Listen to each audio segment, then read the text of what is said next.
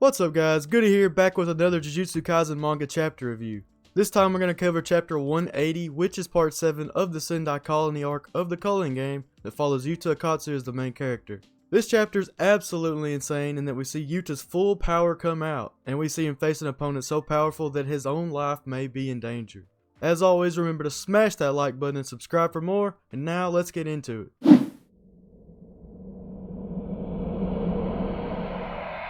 Alright, so before we jump into it, let's set the stage and recap chapter 179.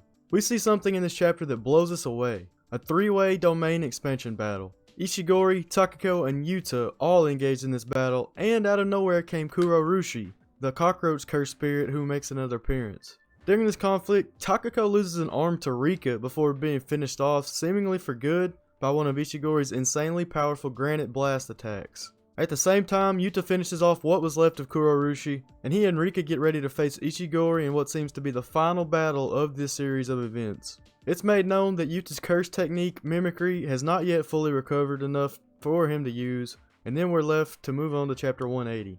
Let's think about this for just 1 second. Yuta has been fighting non-stop since chapter 173, which had his first fight against Druve. He defeats Kurorushi twice, fought Takako until she was finished off by Ishigori in the free-for-all, and is now fighting Ishigori once again. Ishigori is the strongest of all these sorcerers, keep that in mind. His technique has not recovered, and his 5-minute limit with Rika is sure to be up soon. Yuta Okkotsu could very well be in mortal danger right now. That was my initial thought while reading anyway. Now, chapter 180 begins by detailing just how powerful Ishigori's granite blast attack is. To create an attack on par with this, Yuta must have a fully manifested Rika, but that wasn't the case here. Strategically, he should have opted to quickly attack Ishigori before he had time to fully charge up his attack, but Yuta chooses not to do this. Ishigori's gaze and passion for battle woke up something in Yuta that he himself didn't know existed anymore. His heart.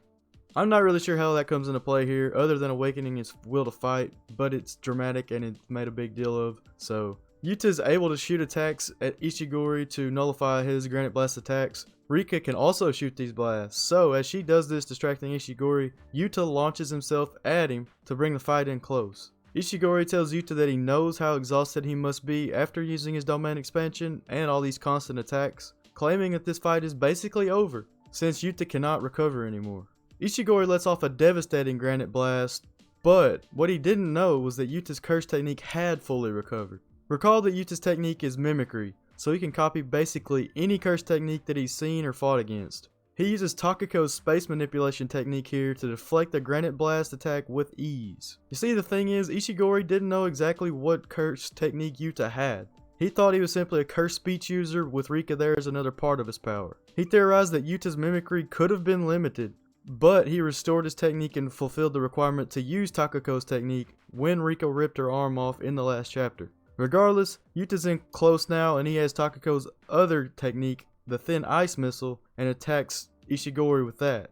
Rika follows this up with a tremendous blow to Ishigori's head, and as soon as this punch connects, her 5-minute manifestation ends. Ishigori hits her one time and she vanishes away. Now, Yuta looks to really be in trouble. Rika's gone, and he's desperately running out of curse energy. He can't recover anymore. He and Ishigori trade blows, and once again Ishigori brings us back to his weird food analogy.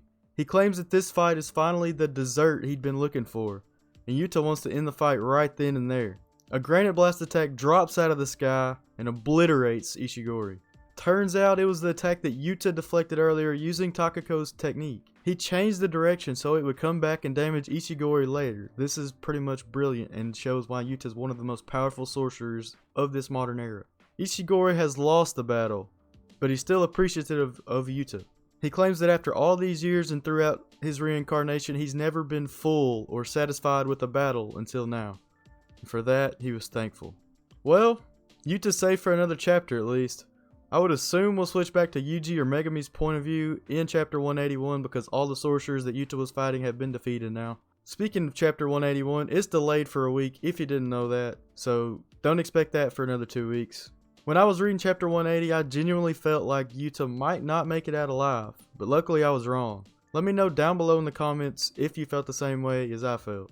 Well, that's all I have for you this time. Remember to smash that like button and subscribe for more. Check out the video or playlist linked on screen for more Jujutsu Kaisen, and until next time, Peace.